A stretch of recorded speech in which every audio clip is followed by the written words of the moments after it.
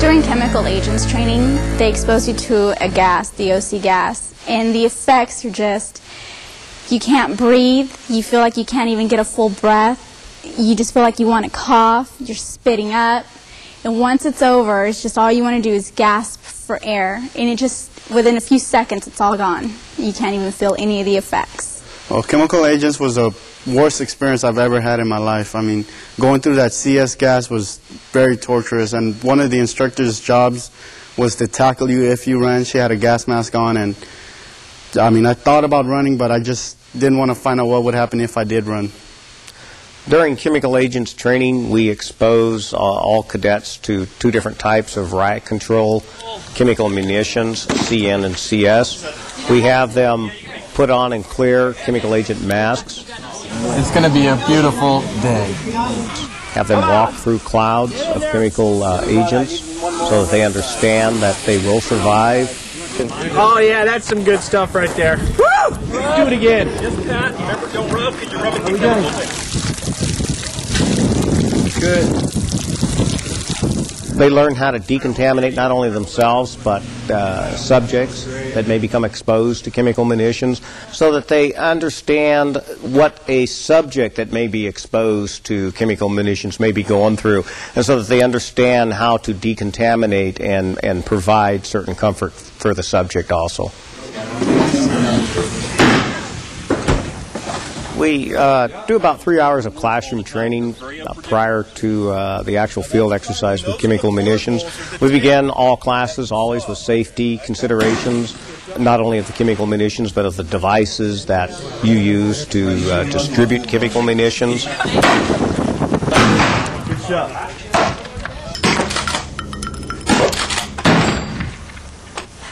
Woo! Yeah!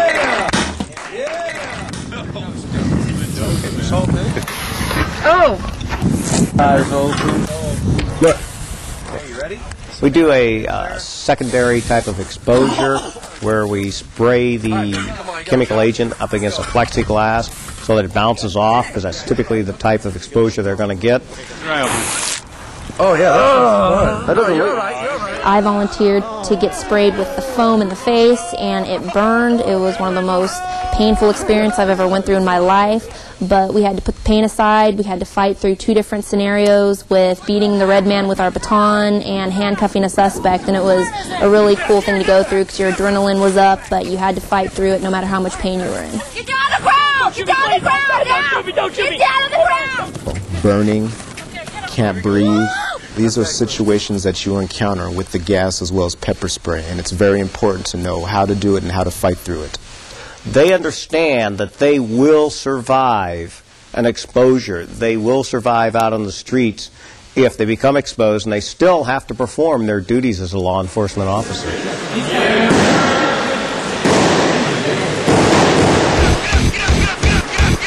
Good job, ready?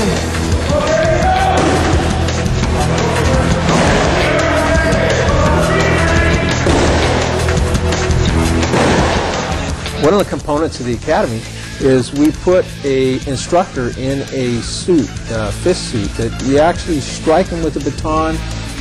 They're coming at you aggressively, and then you have to use the techniques that we taught you to defend yourself and ultimately take this person into custody.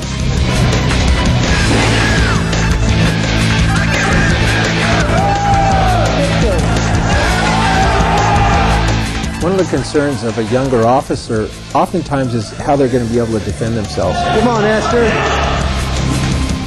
And we'll teach you some techniques. They're based on Aikido that help negate size and strength and actually give you confidence in handling yourself out there on the street. Good.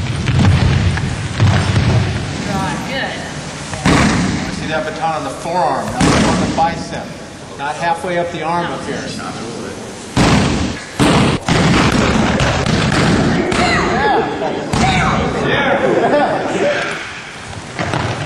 One of the things we teach in using our techniques is that size and strength are not as critical. It does take some experience, some time, and some training in order to develop your techniques to that level of proficiency. Size still matters in a fight, but with the proper technique, you can counter that. Reese! Yeah!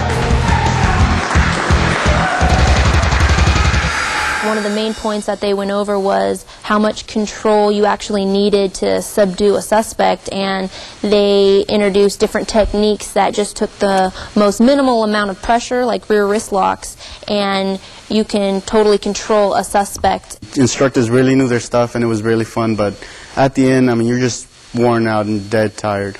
When you come to defensive tactics class, it's going to be very strenuous activity, so you need to be in good shape. Come on!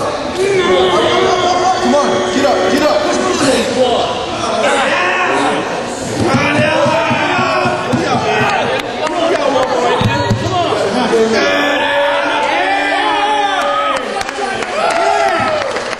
My advice for the cadets in regards to physical training is start training hard as soon as possible. Come on!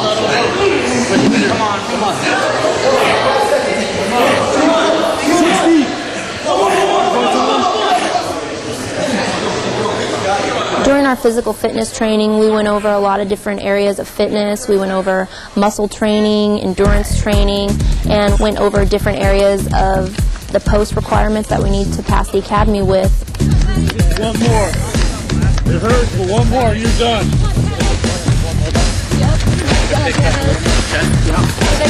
Come on! Come on! 12:02! Hard all the way. Good job. Come on, Martinez!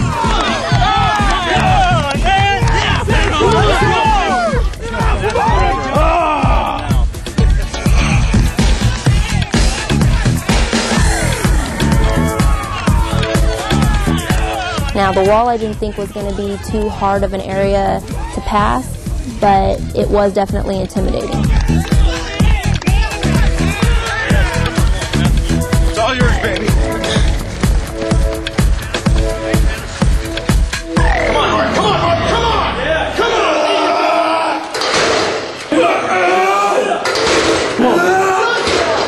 The most challenging part of physical fitness was the weightlifting. You have to be able to bench press your own body weight, but I did accomplish that. I bench pressed my weight, and it felt really good to accomplish that goal.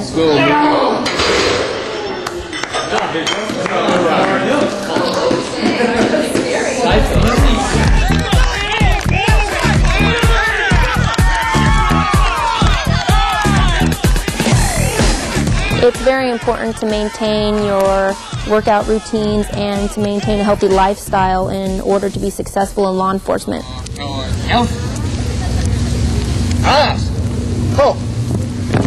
Open ranks.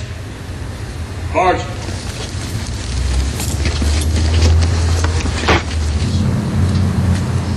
The inspections we get daily, I like them. They keep you on your toes.